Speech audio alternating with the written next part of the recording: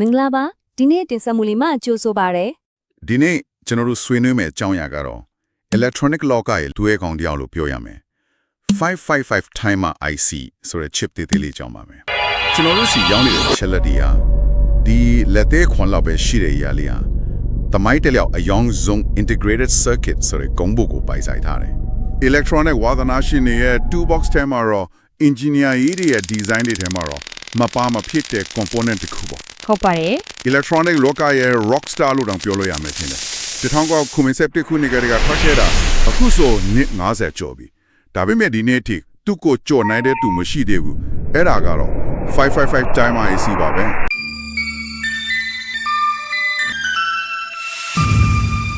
Rockstar ဆိုတဲ့နာမည်ပြောင်းကိုကျွန်မသဘောကျတယ်တကယ်လဲမှန်ပါတယ်သူကရိုးရှင်းတယ်ဈေးရောင်းတတ်တာတယ်ပြီးတော့အကြမ်းခံလဲဟုတ်တယ်သူ့ကိုသုံးပြီးလုံးလို့ရတဲ့ circuit တွေကလည်းအစိုးမရှိသလောက်ပဲ LED မီမိုက်တို့လောက်တာကနေစလို့ရှုပ်ထွေးရဲ့ timing circuit ဒီအထိနေရာတကာမှာသုံးလို့ရတယ်ဆိုတော့ဒီနေ့မှာတော့ဒီ chip သေးသေးလေးကဘာလို့တလောက်တောင်နစ်တွေအကြိုက်အထုံးဝင်နေရတယ်လဲဆိုတော့သူ့ရဲ့ liquid check ကိုအတူတူ for ထုတ်ကြည့်ကြတာပေါ့ဟုတ်ကဲ့ပါဟုတ်ကဲ့သူ့ရဲ့ data sheet ထဲကအချက်လက်တွေကိုဖတ်ပြတာမျိုးထဲသူ့ရဲ့အတွင်းစိတ်ကိုအတွင်းကြကြကြည့်နေတာပါသူ့ရဲ့အထီးကလှုပ်ဆောင်ချက်ပုံစံ mode ၃မျိုးပေါ့သူ့ရဲ့ကိုကြီးကိုတွေး၃ခုကဘလို့အလုပ်လုပ်တယ်လဲပြီးတော့လက်တွေ့သုံးတဲ့အခါမှာဘာတွေကိုတတိထားရမလဲဆိုတာတွေကိုအဓိကထားပြီးဆွေးနွေးသွားကြပါမယ်ကောင်းပါပြီဒီ555ရဲ့အလားတရားကသူ့ရဲ့ရိုးရှင်းမှုထဲမှာပဲရှိနေတာပါကဲဒါဆိုဆက်လိုက်ကြရအောင်ဒီ IC သေးသေးလေးရဲ့အတွင်းထဲမှာဘာတွေရှိနေလို့ဒီလောက်တောင်ဆွဲဆုံးရနေတာလဲသူ့ရဲ့အတွင်းမိုင်းဖွဲ့စည်းပုံကိုချက်လောက်ကြည့်ကြည့်ရအောင်သူ့ကိုဖွင့်ကြည့်လိုက်ရင်လေအဓိကကစားသမား6ယောက်ရှိပါတယ် voltage တွေကိုချိန်ခွင်လိုနှိမ့်ရှင်ပေးတဲ့ comparators နှစ်ခုဟုတ်ကဲ့ပြီးတော့အခြေအနေတစ်ခုကိုမှတ်ထားနိုင်တဲ့ flip flop တစ်ခု capacitor ထဲကအားတွေကိုမြေကြီးတဲ့စွန့်ပစ်ပေးတဲ့ discharge transistor တစ်ခုပြီးတော့ output မှာအားကောင်းမောင်းနိုင်အောင်လုပ်ပေးတဲ့ output driver တစ်ခုပေါ့ခဏလေးအရေးကြီးဆုံးလို့ပြောရမယ်တစ်ခုကြံနေသေးတယ်မလားvoltage divider ဆိုတာလေကျွန်တော်ဖတ်ဖို့တော့အဲ့ဒါကဒီ chip ရဲ့အတက်ပဲဆိုပြီးတော့တိကျပါတယ်အဲ့ဒါကဒီ555ရဲ့လူ့ဝက်ချက်ပဲသူ့ရဲ့အတွင်းမှာ5 kilo ohm 5k ohm တန်ဖိုးရှိတဲ့ resistor 3လုံးကို30တန်းစီပြီးချိတ်ထားတယ်။အော်အဲ့ဒီ resistor 3လုံးက power supply voltage VCC ကို3ပုံပြီးတိကျတဲ့ reference voltage အမှန်နှစ်ခုကိုဖန်တီးပေးတယ်။အဲ့ဒါတွေကတော့3ပုံ VCC နဲ့3ပုံ VCC ပါပဲ။ခဏလေးအခုမှသဘောပေါက်တော့တယ်5 kilo ohm resistor 3လုံး555ဒါကြောင့်သူ့ကို555 timer လို့ခေါ်တာပေါ့ဟုတ်ပါတယ်ဒါကကျွန်တော်တို့မျက်စိရှေ့မှာပဲပုံနေတဲ့ Easter egg ကြီးတကူပဲကျွန်တော်က data modern number တကူပဲထင်နေတာဟုတ်ပါတယ် design ပညာရှင် Hans Kamen-Zinn ကအဲ့ဒီ 5k resistor 3လုံးကိုအစွဲပြုပြီးနားမည်ပေးခဲ့တာပါအံ့ဩစရာပဲဒီ voltage divider ရဲ့အကောင်းဆုံးအချက်ကဘာလဲဆိုတော့ power supply voltage ဘယ်လောက်ပဲဖြစ်လေ 5V ဖြစ် 9V ဖြစ် 12V ဖြစ်အဲ့ဒီ reference အမှတ်နှစ်ခုကအများအား supply voltage ရဲ့3ပုံတစ်ပုံနဲ့3ပုံတစ်ပုံမှာတီးတီးကြကြရှိနေတာပါပဲအော်ဒါကြောင့်555ရဲ့ timing ကအရင်ဒီငိမ့်နေလားသူကကိုယ့်ကို reference ကိုတီးငိမ့်အောင်ဖန်တီးထားပြီးသားဒါဆိုရင်ဒီ reference voltage တွေကိုသုံးပြီးအလုပ်လုပ်တဲ့ pin တွေကအရေးကြီးဆုံးတွေဖြစ်မှာပေါ့ pin 2 trigger pin နဲ့ pin 6 threshold pin လို့ကိုပြောချင်တာသူတို့ကဒီ reference point တွေကို tripwire လို့မျိုးသုံးပြီး timer ကိုအဖွင့်ပိတ်လုပ်တဲ့လွတ်ကြားဘူးလေအဲ့ဒါလေးကိုနည်းနည်းရှင်းပြပေးပါလားသိကောင်းတယ်မေဟိုမှာအဲ့ဒီ pin နှစ်ခုက555ရဲ့မျက်စိနဲ့နားလို့ပါပဲ pin 2 trigger pin မှာရှိတဲ့ voltage က 1/3 VCC အောက်ကိုကျသွားတာနဲ့ comparator တစ်ခုက hey start the timer so we flip flop ကိုအချက်ပြလိုက်တယ်ဟုတ်ကဲ့အဲ့ဒီမှာတင် output pin 3က high ထစ်သွားပြီး timer စခင်ပါတော့တယ် okay ဒါက timer ကိုစခိုင်းတာဘယ်လိုရက်ခိုင်းမလဲအဲ့ဒီအတွက်က pin 6 threshold pin ရှိပါတယ်ပြင်ပက capacitor အားသွင်းနိုင်ရင်နဲ့သူ့ရဲ့ voltage က 2.3 VCC ကိုကျော်သွားတာနဲ့နောက် comparator တစ်ခုက okay time's up ဆိုပြီး flip flop ကိုအချက်ပြလိုက်တယ်အချိန်စီပြီပေါ့ဟုတ်တယ်အဲ့ဒီအခါမှာ output က low ပြန်ချစ်သွားပြီး timer ရပ်သွားပါတယ်တချိန်တည်းမှာလည်း discharge pin 7က capacitor ထဲကအားတွေကို မြေကြီးထဲကိုအကုန်တွန်းထုတ်လိုက်တယ် အားတစ်ပြန်သွင်းဖို့တော့ပေါ့ ဟုတ်ပါတယ်နောက်တစ်ချိန် timing အတဲ့အတွက်အဆင့်သင့်ဖြစ်အောင်ပြင်ဆင်လိုက်တာပေါ့ဒီစတင်နဲ့ 1/3 VCC အောက်စီးနဲ့ရက်တန်းတဲ့ 2.3 VCC ကိုအောက်တော့တဲ့အမှတ်နှစ်ခုကြားကအတက်အဆင့်ကပဲ555ရဲ့လွတ်ဆောင်ချက်အားလုံးရဲ့အခြေခံပါပဲ ရှယ်ပဲအရန်ရှင်းသွားပြီဒီအတွင်းကအလုတ်လုတ်ပုံကိုနားလဲတော့သူ့ရဲ့မတူညီတဲ့ကိုကြီးကိုသွေး3ခုမုတ်3မျိုးကိုပို့ပြီးသဘောပေါက်လာပြီဒီ internal pass တွေကိုပြန်ဘက်က resistor နဲ့ capacitor တွေနဲ့ချစ်ဆက်ပုံပြောင်းလဲရုံနဲ့သူ့ရဲ့အပြုတ်မှုတစ်ခုလုံးပြောင်းသွားတယ်ဆိုတာမော်ပြန်လို့ပဲနော် ဟုတ်ပါတယ်အဲ့လာကသူ့ရဲ့အစွမ်းထက်ဆုံးအချက်ပဲပထမဆုံးကိုကြီးကိုတွေးကတော့ stable mode ပါသူ့ကို free running oscillator လို့လည်းခေါ်တယ် stable ဟုတ်တယ်သူ့မှာတည်ငြိမ်တဲ့အခြေအနေဆိုတာမရှိဘူးအမြဲတမ်းလှုပ်ရှားနေတယ် နားလဲပြီတည်ငြိမ်မှုမရှိတဲ့ astable mode ပေါ့ဆိုလိုတာကသူက circuit တစ်ခုလုံးအတွက်မယမနာလုံးလုံးနေတယ်လုံးခုန်တန်း heartbeat ဒါမှမဟုတ် metronome တစ်ခုလိုမျိုးလားဒရုတ်တုတ်နဲ့အချက်ပြ line ဒီအဆက်မပြတ်ထုတ်ပြနေတာမျိုးပေါ့ အတိအကျပဲသူ့ရဲ့အလုံးလုံးပုံကအရန်လာပါတယ်ပြင်ပက capacitor လေးတာခုနကကျမတို့ပြောခဲ့တဲ့ 3.2 VCC ဆိုတဲ့အပေါ်စီကိုရောက်အောင်အားသွင်းလိုက် ဟုတ်ကဲ့ ပြီးတာနဲ့ 1/3 VCC အောက်စီဆိုတဲ့အောက်စီကိုရောက်အောင်အားဖြန့်ထုံလိုက်နေအဲ့ဒီကြားထဲမှာအဆက်မပြတ်ခက်ခုန်နေတာအားသွင်းနေတဲ့အချိန်မှာအောက်ပုတ်က high ဖြစ်နေပြီးအားဖြန့်ထုံနေတဲ့အချိန်မှာ low ဖြစ်နေတယ် ဟော ဒီတော့4000မုံလှိုင်း square wave တွေအဆက်မပြတ်ထွက်လာတာပေါ့ ဒါကကုတ်တချောင်းမှမပါဘဲနဲ့ microcontroller မပါဘဲနဲ့ clock စင်တဲ့တခုကိုဖန်တီးလိုက်တာပဲ resistor နှလုံးနဲ့ capacitor တစ်လုံးရဲ့ရုပ်ပိုင်းဆိုင်ရာအားသွင်းအားထုတ်ကစားပွဲလေးတစ်ခုနဲ့ပေါ့ဒါကရှေးကြတဲ့ electronics design ရဲ့ကြက်တည်းပဲ ဟုတ်ပါတယ် ဒီနှလုံးခုန်လုံးကိုရောကျွန်တော်တို့လိုသလိုချိန်လို့ရလား လုံးဝရပါတယ်အဲ့ဒီအတွက် formula တစ်ခုရှိတယ် F = 1.44 RA + 2 RB C ပါဒီ formula ကိုကြည့်ရင် frequency ကဖြစ်မှာချိန်ထားတဲ့ resistor RA RB နဲ့ capacitor C တန်ဖိုးတဲ့ပုံမှာပဲမူတည်နေတာကိုတွေ့ရပါမယ် အော် R နဲ့ C ကိုပြောင်းလိုက်အောင်ပဲပေါ့ ဟုတ်တယ်ဆိုလိုတာကဒီတန်ဖိုးတွေကိုပြောင်းလိုက်ရုံနဲ့ကိုလိုချင်တဲ့မြန်နှုံးနဲ့မှိတ်တုတ်ချစ်တဲ့ LED မီးလုံးဒါမှမဟုတ်ကိုလိုချင်တဲ့အတန်အနှိမ့်မြင့်တုံးကိုဖန်တီးနိုင်ပါတယ်ဒါကကိုပိုင်တန်စင်တစ်ခုကိုဖန်တီးခွင့်ပေးတဲ့ဂီတာစာရွက်ကြီးတစ်ခုလိုပါ ဒီဟန်ကောင်းတယ် stable mode ကမယမနာတီးနေတဲ့ drum C ချက်တစ်ခုလိုပဲဒါမဲ့ကျွန်တော်တို့က C ချက်အများအားမလို့ဆိုရင်ရောဥပမာရုပ်ရှင်တဲကဘုံကိုအချိန်ကြိုက်တာမျိုးတစ်ချိန်တည်းနဲ့တိကျတဲ့အချိန်တစ်ခုပဲလိုချင်နေဆိုရင်ဘယ်လိုလုပ်မလဲ one shot event တစ်ခုပေါ့ အဲ့ဒီအတွက်555မှာဒုတိယကိုရေကိုသွဲရှိပါတယ် monostable mode ပါ monostable one shot timer လို့လည်းခေါ်ကြတယ်သူ့မှာတည်ငြိမ်တဲ့အခြေအနေ stable state တစ်ခုပဲရှိတယ်အဲ့ဒါကတော့ output က low ဖြစ်နေတာပါသူကအေးဆေးဆေးထိုင်ဆောင်နေတယ် အများအားလို့ပေါ့ ဟုတ်တယ် trigger pin 2ကိုတစ်ချက်တို့လိုက်တာနဲ့သူကအဲ့ရကနေလက်နိုးလာပြီးသတ်မှတ်ထားတဲ့အချိန်အတိုင်းအတာတစ်ခုအတွက် output pulse တစ်ခုတည်းထုတ်ပေးတယ်အချိန်စစ်တာနဲ့သူ့ရဲ့မူလ stable state ဖြစ်တဲ့ LODO ကိုပြန်ရောက်သွားပြီးနောက်တစ်ခေါက်အတုတ်ခံရဖို့ပြန်စောင့်နေတော့တာပဲ လက်တွေမှာဘေးနေရာတွေမှာသုံးဝင်လဲကျွန်တော်စဉ်းစားမိတာကတော့ကြောင်းပြုတ်တဲ့ act timer လို့ညို့တွေပေါ့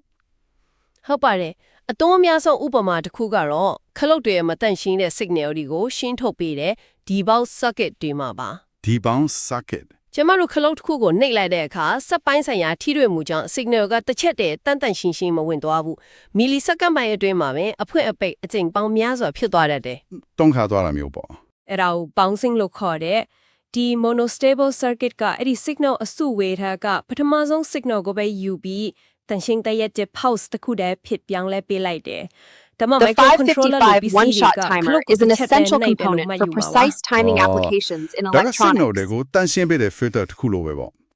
ဒီ pulse ရဲ့အချိန်အရှည် timer ရဲ့ countdown အချိန်ကိုရောထိန်းချုပ်လို့ရလား တေချာပေါက်ရပါတယ် T = 1.1 RC ဆိုတဲ့ရိုးရှင်းတဲ့ formula လေးနဲ့တွက်လို့ရတယ် ပိုတောင်ရှင်းသွားတဲ့ ဟုတ်တယ်ဒီမှာ R နဲ့ C ကပြင်မာမှာချိန်ထားတဲ့ timing resistor နဲ့ capacitor ပါပဲကိုက9စက္ကန့်ကြာတဲ့ timer လိုချင်ရင်အဲ့ဒီ9စက္ကန့်ဖြစ်စေမဲ့ R နဲ့ C တန်ဖိုးတွေကိုရွေးချယ်ပြီးထည့်လိုက်ရုံပဲကျမ electronics ကိုစတင်တုန်းကဒီ mode ကိုသုံးပြီးတပုံစဲတဲ့ dark room အတွက် timer တစ်ခုတည်ဆောက်ခဲ့ပူတယ် ဩဟုတ်လား နောက်တစ်ချက်နှိပ်လိုက်ကနေ relay တစ်ခုကတောက်ဆိုပြီးမိနစ်အတိအကျအလုပ်လုပ်သွားတဲ့ခန်းစားချက်ကမောပြင်းရလို့ပါပဲအဲ့ဒါ monostable mode ရစွမ်းအားပဲ မှန်ပါလေကျွန်တော်တို့မှာမရက်မနာလှုပ်တဲ့မုံရယ် တခါတုံး timer mode ရရှိပြီနှစ်ခုလုံးကအချိန်နဲ့ဆိုင်တယ်ဒါပေမဲ့နောက်ဆုံး mode ကတော့နည်းနည်းထူးဆန်းတယ် bistable mode တဲ့ ဟုတ်တယ် bistable သူမ timing capacitor တောင်မပါဘူးဆိုဒါဆို तू ကဘလို့အလုပ်လုပ်တာလဲ မှတ်ပါတယ်သူ့ရဲ့တတိယကိုကြီးကိုသွေးက timer တယောက်မဟုတ်တော့ဘူးသူကမညံရှိတဲ့ကိရိယာတစ်ခုဖြစ်သွားပြီသူ့ကို flip flop လို့လည်းခေါ်တယ်သူ့နာမည်တိုင်းပါပဲ bistable တည်ငြိမ်လက်ချင်နေနှစ်ခုရှိတယ် high နဲ့ low အလွယ်ဆုံးပြောရရင်သူကနံရံဘောကမီးခလုတ်တစ်ခုလိုပဲ မီးခလုတ်အဲ့ဒီ analogy ကိုတဘောကြတယ်ရှင်းပြပါအောင် trigger pin 2ကိုနှိမ့်လိုက်ရင်မီးခလုတ်ကိုဖွင့်လိုက်တယ်လို့ပဲ output က high ပဲ on ဖြစ်သွားပြီးအဲ့ဒီအတိုင်းပဲဆက်နေတယ်သူကအချိန်နဲ့ရပ်မသွားဘူး on ပြီးရင် on နေမှာပဲပေါ့ ဟုတ်တယ်တင်ကိုယ်တည်းမပိတ်မချင်း on နေမှာပိတ်ချင်ရင်တော့ reset pin 4ကိုနှိမ့်လိုက်ရုံပဲအဲ့ဒီအခါမှာ output က low off ဖြစ်သွားပြီးတင်တဲမဖွင့်မချင်း off နေမှာသူကတင်နောက်ဆုံးပါလို့ခိုင်းခဲ့တယ်လေဆိုတာကိုမှတ်ထောင်နိုင်တယ် ဆိုတော့ तू က on off အခြေအနေကိုမှတ်ထားနိုင်တဲ့ toggle switch တစ်ခုလို့ပေါ့ခလုတ်တစ်ချက်နဲ့ရင်မီးပွင့်သွားပြီးနောက်တစ်ချက်ပြန်နေမှာမီးပိတ်သွားတဲ့ circuit မြဲတွေမှာသုံးလို့ရတာပေါ့အရင်ကသုံးဝင်တာပဲ ဟုတ်ပါတယ်အဲ့ဒါကြောင့်သူကိုအခြေခံကြတဲ့ 1 bit memory တို့တော့တင်စားလို့ရတယ်ဒီ mode 3မျိုးက555ကို chameleon တကောင်လို့ထစ်စေတာပဲ circuit design ပေါ်မူတည်ပြီးသူက oscillator timer ဒါမှမဟုတ် memory switch fit ပြောင်းလဲသွားနိုင်တယ် ကောင်းပါပြီအခုဆို555ရဲ့ကိုရီကိုသွေးထုံမျိုးကိုရှင်းရှင်းလင်းလင်းသိသွားပြီခုချက်ချင်း circuit တစ်ခုဒီဆောက်ချင်စိတ်ပေါက်လာပြီဒါပေမဲ့လက်တွေ့အသုံးချတဲ့အခါမှာဝါသနာရှင်တွေလုပ်လို့ရှိတဲ့အမားတွေဒါမှမဟုတ် pro tip လိုမျိုးတည်ထားတဲ့အချက်တွေရှိအောင်မလား ရှိပါတယ် ဒါပေမဲ့အခုတော့လက်တွေ့တရုပ်ပြမဲ့သူကိုအလှည့်ပေးလိုက်ပါဦး ကျွန်တော်ကတော့ NE555 timer IC ကိုသုံးပြီးတော့ stable mode, monostable mode, bistable mode တွေကိုလက်တွေ့လှုပ်ဆောင်ပြမှာဖြစ်ပါတယ်အခုတင်ပြနေရတွေကတော့လက်တွေ့လှုပ်ဆောင်မှာလိုအပ်မဲ့ပစ္စည်းလေးတွေကိုတင်ပြနေတာဖြစ်ပါတယ်ကျွန်တော်ရဲ့လက်တွေ့လှုပ်ဆောင်ပုံတွေမစတဲ့ခင်မှာသိစရာရှိတာတွေကိုဆက်လက်ပြီးတော့ရှင်းပြပေးပါဦး ကောင်းပါပြီ capacitor အသေးလေးတွေရဲ့အရေးပါမှုပါ electronic design တိုင်းအတွက်ရွှေစည်းမြင်တစ်ခုလိုပါပဲ power supply pin 8နဲ့ ground pin 1ကြားမှာ 0.1 μF ceramic capacitor တိတ်တိတ်လေးတစ်ခုအမြဲတမ်းခံထားတဲ့ ဒီ coupling capacitor ကိုပြောတာထင်တယ် ဟုတ်ပါတယ်ဘာလို့လဲဆိုတော့555ကအလုံးလုံးတဲ့အခါအထူးသဖြင့် output အပွင့်အပိတ်လုပ်တဲ့အခါ power line မှာရှက်စင်စုညံမှု noise တွေအများကြီးဖြစ်စေတယ်ဒီ capacitor လေးက local power supply လေးတစ်ခုလိုအလုံးလုပ်ပြီးအဲ့ဒီ noise တွေကိုရှင်းထုတ်ပေးတယ် circuit တစ်ခုလုံးကိုတည်ငြိမ်စေတယ် control voltage pin 5 grow your capacitor တလုံးနဲ့ ground chart ထားတင်တယ်လို့ဖတ်ဖို့တယ်အဲ့ဒါကတော့ပါတော့လေ အဲ့ဒါကတော့ပို့ပြီးတိမ်မွေးတဲ့အချက်ပေါ့ pin 9ကကျမတို့အစောပိုင်းကပြောခဲ့တယ် 23 VCC reference voltage ကိုတက်ရိုက်ချိတ်ဆက်ထားတာပုံမှန်အားဖြင့်သူ့ကိုဒီအတိုင်းမသုံးပဲထားတတ်ကြတယ် ဟုတ်တယ်မချိတ်ပဲထားလိုက်တာများတယ် ဒါပေမဲ့ပိုတိကျတဲ့ timing လို့ချင်းရင်အဲ့ pin ကို 0.01 μF capacitor တစ်လုံးနဲ့ ground ချထားတာကအကောင်းဆုံးပဲအဲ့ဒီ capacitor က pin ပါက noise တွေကနေ reference voltage ကိုလာမနှောင်းရှက်အောင်ကာကွယ်ပေးတဲ့ noise cancelling headphones တစ်စုံလိုပါပဲဒါက timing accuracy ကိုတိတိတသားပိုကောင်းစေပါတယ် ကောင်းပြီ အခုကစပြီးလက်တွေ့လှုပ်ဆောင်ကြည့်ကြအောင်ပထမဆုံး stable mode ကိုစပါမယ်အခု pin 2နဲ့ pin 6ကိုဆက်ပေးလိုက်ပါပြီအခု pin 2 pin 6ဆုံးရက်ကနေ timing capacitor ကို ground နဲ့ဆက်လိုက်ပါပြီ pin 8နဲ့ pin 7ကို1 kilo ohm resistor နဲ့ဆက်လိုက်ပါတယ် pin 6နဲ့ pin 7ကို 56k resistor နဲ့ဆက်လိုက်ပါတယ် output pin 3ကြိုးစားကိုထုတ်လိုက်ပါတယ် output ကနေ ground ဘက်ကိုသွားမဲ့ LED ကိုဆက်သွယ်လိုက်ပါတယ်330 ohm resistor နဲ့ LED နဲ့ ground ဆက်လိုက်ပါတယ် VCC ဘက်ကလာမဲ့ LED နဲ့ output ဆက်လိုက်ပါတယ်330 ohm ကို VCC နဲ့ဆက်လိုက်ပါတယ် power supply ပေးဖို့ပြင်ဆင်နေပါပြီ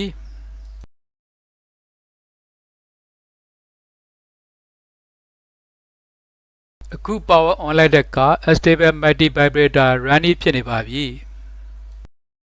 ဆက်လက်ပြီးတော့ mono stable mode ကိုလက်တွေ့လှုပ်ဆောင်ကြပါမယ် stable mode တုန်းကသုံးခဲ့တဲ့မလိုအပ်တဲ့ပစ္စည်းလေးတွေကိုဖြုတ်လိုက်ပါမယ် trigger စစ်ကိုတော့ puller resistor ground နဲ့ဆက်သွယ်ပြီး pin 2နဲ့လည်းဆက်လိုက်ပါတယ် pin 6ကို ground နဲ့ဆက်သွယ်ဖို့ကြိုးစားထုတ်လိုက်ပါတယ်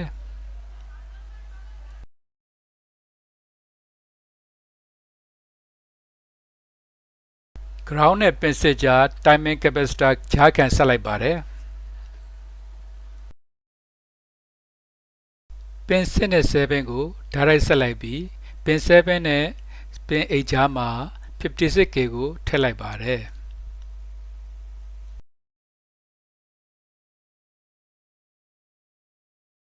monostable mode ကိုစမ်းသပ်ဖို့ circuit အဆင်သင့်ဖြစ်နေပါပြီ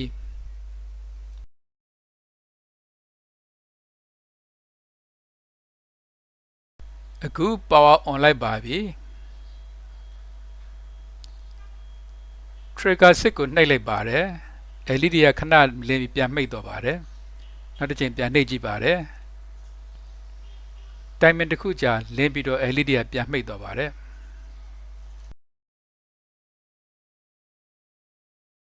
ဒါက monostable mode ရဲ့အလှတရားပါပဲ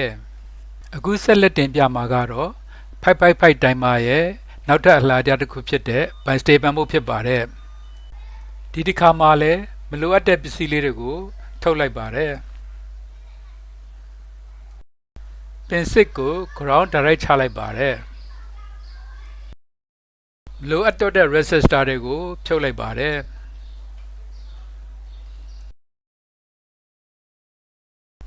reset push button နောက်တစ်ခုကိုထပ်မံတက်ဆင်လိုက်ပါတယ်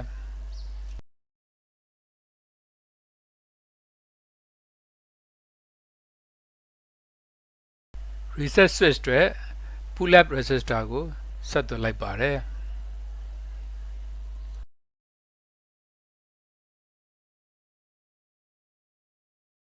reset switch ကို ground နဲ့ဆက်သွယ်လိုက်ပါတယ် power on လိုက်ပါပြီ trigger 6ကိုနှိပ်လိုက်ပါပြီမီးလင်းလာပါပြီခု reset ကိုနှိပ်တဲ့အခါမီးမှိတ်သွားပါပြီဒီလိုနဲ့ close တစ်ခုကိုနှိပ်ရင်မီးပွင့်လိုက်နောက်တစ်ခုကိုနှိပ်လို့ရှိရင်မီးမိတ်လိုက်နဲ့အခြေအနေတစ်ခုကိုပြောင်းလဲနေပါတယ်ဒါကတော့ bistable mode ကအလှတရားပါပဲ အားသာချက်တွေအများကြီးပြိုးပြီးပြီဆိုတော့သူ့ရဲ့အားနည်းချက် Achilles heel ကိုလည်းပြောပြပါအောင်ဘယ်လိုအခြေအနေမျိုးမှာ555ကိုမတုံ့တင်ဘူးလဲ သူ့ရဲ့အကြီးမားဆုံးအားနည်းချက်ကတော့အချိန်အရန်ကြာတဲ့ဥပမာမိနစ်ပိုင်းဒါမှမဟုတ်နာရီပိုင်းဒါမှမဟုတ်အရန်တိကျတဲ့ timing တဲ့တိတ်မသိတော့တာပါပဲ အော် ဘာလို့လဲဆိုတော့သူ့ရဲ့ timing ကပြင်ဘက်က resistor နဲ့ capacitor တန်ဖိုးတွေပေါ်မှာလုံးဝမူတည်နေလို့ပါအထူးသဖြင့် capacitor တွေကအပူချိန်ပြောင်းလဲမှုတက်တန်းလိုက်တန်ဖိုးအနည်းငယ်ပြောင်းလဲတတ်တယ် electrolytic capacitor လိုမျိုးတွေဆိုရင်ရက်စစ်အနည်းငယ်ယိုစိမ့်မှုလိခေတ်ရှိတတ်တယ် ဟုတ်ကဲ့ ဒါကြောင့် timing မှာ 1% ကနေ 3% လောက်အထိအမားယွင်းရှိနိုင်ပါတယ် ဒါဆိုရင်ဒီနေရာမှာ component ရွေးချယ်မှုကအရင်အရေးကြီးတော့ပြီပေါ့ Blinker လို့ပေါ်ပေါ်ပါ circuit အတွက်ဆိုရင်ဘယ် capacitor ခစ်အဆင်ပြေတယ်ဒါပေမဲ့7 minute ကြာတဲ့ timer တစ်ခုကိုတိစောက်မယ်ဆိုရင်တော့ယူစိမှုများတဲ့ electrolytic capacitor အစားတန်ဟိုပိုတည်ငြိမ်တဲ့ film capacitor ကိုရွေးချယ်သင့်တယ်ဒါကဝါသနာရှင်အဆင့်နဲ့ professional design ကိုခွဲခြားပေးတဲ့အသေးစိတ်အချက်လေးတွေထက်ကတစ်ခုပါပဲ ဒီအားနည်းချက်တွေကိုကျော်လွှားနိုင်တဲ့555ရဲ့မျိုးဆက်သစ်တွေမရှိဘူးလား ရှိပါတယ်နောက်ပိုင်းမှာတော့မူရင်း555ရဲ့အားနည်းချက်တွေကိုပိုကောင်းအောင်လုပ်ထားတဲ့ CMOS version နဲ့ဥပမာ LMC 555 TLC 555တို့ထွက်လာပါတယ် CMOS version နဲ့ ဟုတ်ရဲ့သူတို့က power သုံးစွဲမှုအရန်နဲလေ